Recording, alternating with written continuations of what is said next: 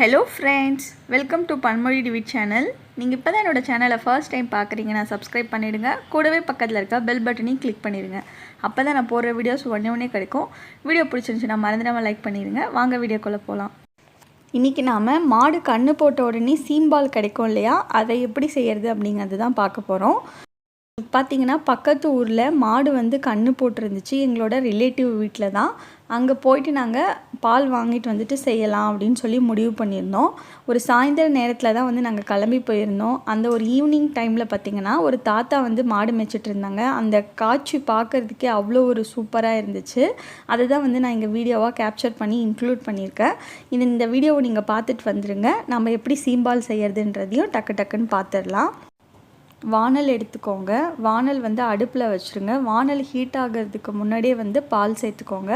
நான் இன்றைக்கி பார்த்திங்கன்னா 3 கப் அளவுக்கு பால் எடுத்திருக்கேன். ஸோ நான் கொஞ்சம் கொஞ்சமாக இதில் சேர்த்துக்கிறேன். நீங்கள் பால் சேர்க்கறதுக்கு முன்னாடி வெண்ணெயோ இல்லை நெய்யோ எது தேவையோ அடியில் ஒரு கோட்டிங் மாதிரி தடவிட்டு கூட நீங்கள் சேர்த்துக்கலாம். நான் வெறுமனே தான் இன்றைக்கி பால் சேர்த்துக்கிறேன். இப்போ நான் 3வது கப்பும் இதில் சேர்த்துட்டேன். நல்லா இப்போ அடுப்பை வேகமாக வச்சுக்கோங்க. அடுப்பை வேகமாக வச்சுட்டு ஏதாவது ஒரு கரண்டி வச்சு நல்லா கிளறி விடுங்க. அதாவது பால் நீங்கள் அடுப்பில் நல்லா ஹை ஃப்ளேமில் வச்சு ஒரு 3 நிமிஷம் அந்த மாதிரி ஆனதுக்கப்புறம் பாருங்கள், இப்படி தான் இருக்குது. 3 நிமிஷம் ஆனதுக்கப்புறம் பார்த்திங்கன்னா லைட்டாக பால் திரியறதுக்கு ஆரம்பிக்கும். நீங்கள் பயப்பட தேவை கிடையாது.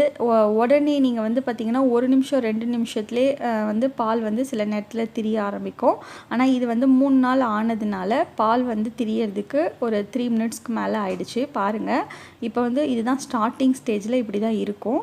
நீங்கள் ஏதாவது ஒரு கரண்டி வச்சு நல்லா கலந்து விட்டுக்கிட்டே இருக்கணும். கலந்து விட்டுக்கிட்டே இருந்தீங்கன்னா அழகாக எல்லா பக்கமும் ரெடியாகி வரும்.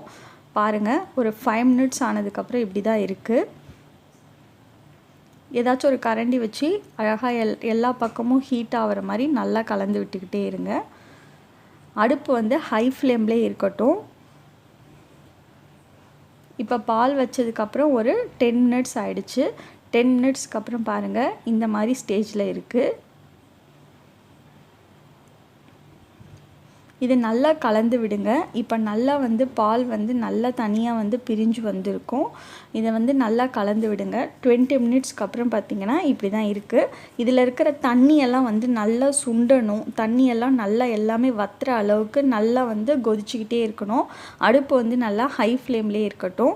இது நம்ம உடனே பால் கன்று போட்டு ஃபஸ்ட்டு டே செகண்ட் டேயில் செஞ்சோம் அப்படின்னா ஒரு 20 மினிட்ஸ்லேயே உங்களுக்கு கம்ப்ளீட்டாக ரெடி ஆகிடும். இது ஒரு 3 டேஸ் ஆகிடுச்சு அப்படிங்கிறதுனால ரெடி ஆகிறதுக்கு கொஞ்சம் லேட் ஆகுது. நான் 3 கப் அளவுக்கு பால் எடுத்திருந்தேன். வெல்லம் பார்த்திங்கன்னா 1 கப்பில் 1/4 கப்புக்கும் குறைவான அளவு தான் நான் வெல்லம் எடுத்திருக்கேன். இப்போ பாருங்கள், நல்லா அழகாக நல்லா சுண்டி வந்திருக்கு.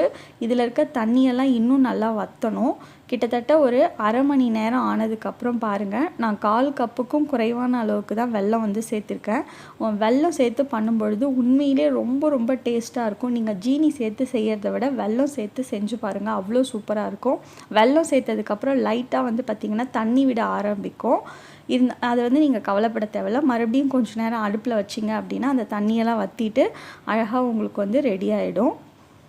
பாருங்கள், வெல்லம் சேர்த்ததுக்கப்புறம் ஒரு 5 மினிட்ஸ்க்கு அப்புறம் இப்படி தான் இருக்குது. அழகாக கலர் சேஞ்ச் ஆகிட்டு ஒரு லைட் எல்லோ கலரில் சூப்பராக இருக்கும் பார்க்குறதுக்கே. ரொம்ப சூப்பராக ரெடி ஆகிருக்கு. பாருங்கள், இதில் நான் கொஞ்சமாக ஏலக்காயோட விதைகள் சேர்த்துக்கிறேன். இது ஆப்ஷனல் தான். உங்களுக்கு அந்த ஸ்மெல் பிடிக்கும் அப்படின்னா நீங்கள் சேர்த்துக்கலாம். அப்போ சாப்பிட்றதுக்கு இன்னும் நல்லா வாசமாக இருக்கும். அதனால் நான் கொஞ்சமாக ஏலக்காயோட விதைகள் சேர்த்துக்கிறேன். சேர்த்துட்டு இந்த தண்ணியெல்லாம் நல்லா வற்றட்டும்.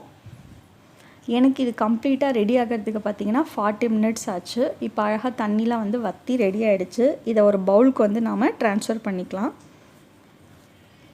பாருங்கள், ரொம்ப சுவையான டேஸ்டியான சீம்பால் ரெடி ஆகிடுச்சு. வீடியோ பிடிச்சிருந்துச்சுன்னா மறந்துடாமல் லைக் பண்ணுங்கள், ஷேர் பண்ணுங்கள், கமெண்ட் பண்ணுங்கள். தேங்க்யூ ஃபார் வாட்சிங்.